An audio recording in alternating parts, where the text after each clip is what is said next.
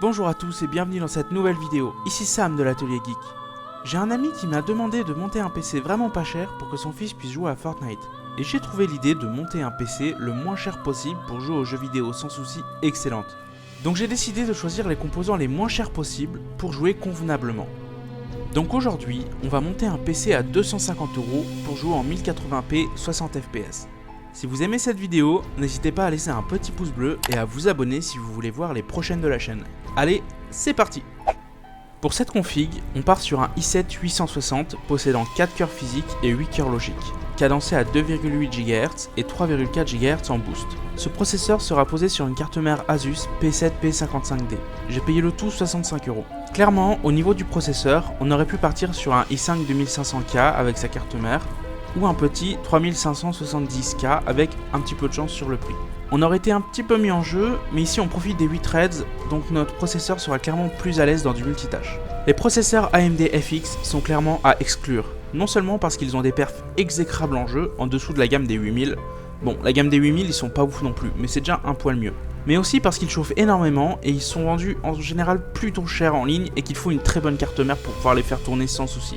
Actuellement, il y a le Ventirad Intel sur cette config, mais on va le remplacer par un Be Quiet Shadowrock que j'ai payé 20 €. On va placer deux barrettes de 4 Go de RAM pour profiter du Dual Channel, soit 8 Go que j'ai payé 20 € également. Pour 20 € de plus, ce serait une bonne idée de partir sur 16 Go de RAM. Ici, moi je décide de rester sous la barre des 250 €, donc je garde seulement 8 Go, ce qui me suffira ici. En carte graphique, on va mettre une AMD R9 380 2 Go de chez MSI, elle m'a coûté 40 €. Son équivalente chez Nvidia serait la GTX 960 en 2 Go. A savoir que pour 10 € de plus, on peut avoir une 4 Go en moyenne, et pour 20 € de plus, on peut avoir une R9 290. Seulement attention avec les R9 290, car elles chauffent beaucoup et consomment énormément. Et souvent, leurs ventilateurs ont du mal à tenir dans le temps. Récemment, j'ai récupéré une R9 290 et deux R9 290X de chez Sapphire, et deux d'entre elles avaient au moins un ventilateur HS. Pour 70 à 80 €, on peut néanmoins trouver d'autres cartes graphiques plutôt intéressantes comme la GTX 970 de Nvidia ou encore des RX 480 4 Go. En stockage, il y aura un SSD 120 Go de chez PNY, le PNY CS900, et il est neuf. Il y aura également un HDD de 1 Tera de chez Seagate. J'ai payé le SSD 25 € et le disque dur 20 €. Avec tout cela, on aura une alimentation semi-modulaire Cooler Master 650 watts 80 plus bronze. Je l'ai payé 35 €. Comme vous pouvez le voir sur le Ventirad, j'ai monté deux ventilateurs de chez Be Quiet en push-pull, cela permettra d'évacuer mieux l'air chaud du radiateur. J'ai mis du temps à décider quel boîtier j'allais mettre, mais finalement je vais partir ici avec un Zalman R1 qui m'a coûté 25 €. Voilà la config montée dans le boîtier Zalman. Malheureusement c'était assez compliqué d'overclocker ce i7 vu que le ratio était bloqué assez bas. Et comme ce PC n'était pas pour moi mais pour une personne ne connaissant pas l'informatique, j'ai préféré ne pas faire d'overclock par le BCLK. Le BCLK, c'est une fréquence commune à tous les composants du PC. Et si vous l'augmentez, vous augmentez la fréquence des autres composants et pas seulement celle du processeur, donc ça peut rendre les autres composants instables. Donc j'ai décidé de ne pas y toucher pour un PC que je n'allais pas garder. Comme vous pouvez le voir, le boîtier n'est pas forcément haut de gamme, mais il fera très bien l'affaire pour notre budget qui est, rappelons-le, de 250 €. Et il est beaucoup mieux que tous les boîtiers no-name ou les boîtiers de marque type Acer, MSI, etc. qu'on peut trouver dans des PC déjà montés. J'ai testé ce PC sur plusieurs jeux et j'ai également fait quelques benchmarks pour m'assurer des bonnes températures. Même si ici je n'afficherai que les données en jeu puisque c'est principalement ce qui nous intéresse, mais ne vous inquiétez pas, je vous parlerai évidemment des températures. Je l'ai testé sur GTA V, The Witcher 3, Battlefield 1 et sur Fortnite, vu que oui finalement le PC c'est quand même pour jouer à Fortnite. Comme vous pouvez le voir ici, sur Fortnite j'avais mis tous les presets en low en 1080p, sauf la distance que j'avais mis en épique, puisque c'est comme ça que la plupart des joueurs jouent en compétitif.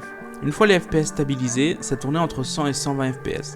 A savoir que j'avais limité à 120 justement, parce que si vous laissez en illimité et que ça monte à plus de 140, 150, vous vous exposez aussi à des drops de FPS avec ce genre de config. Donc bloquer les FPS à 120, ça permet de lisser les performances et de stabiliser énormément les FPS.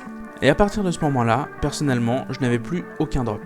Ensuite, que ce soit sur GTA V, The Witcher 3, Battlefield 1, ça tournait autour des 60 FPS, en moyen 1080p. Donc vraiment sur pas mal de jeux, même plutôt gourmands, une config de ce niveau-là fera très bien l'affaire si on ne veut pas tout mettre en ultra et si on a un budget limité.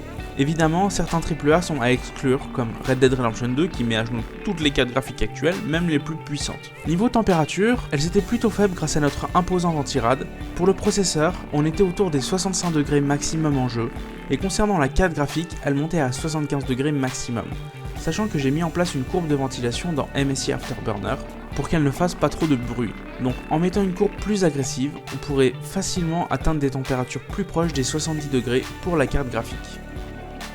C'est fini pour cette vidéo, merci à tous de l'avoir suivi, n'hésitez pas à me dire ce que vous en pensez de ce PC, si vous l'avez aimé, parce que c'est vrai qu'aujourd'hui on voit souvent des grosses configs à plus de 1000, 1500, 2000 euros, c'est un peu à la mode, mais on oublie qu'on peut jouer avec bien moins que ça et que certaines personnes ont des budgets beaucoup plus restreints. Concernant les prochaines vidéos, j'aimerais pourquoi pas parler de ventirad et me questionner sur l'efficacité d'un système en push-pull dans un boîtier avec un bon airflow de base, ou pourquoi pas faire une vidéo versus entre plusieurs claviers gamers de grandes marques. On verra. Dites-moi en commentaire ce que vous préférez, s'il y a des thèmes précis que vous voulez que j'aborde. Allez, salut et je vous dis à la prochaine!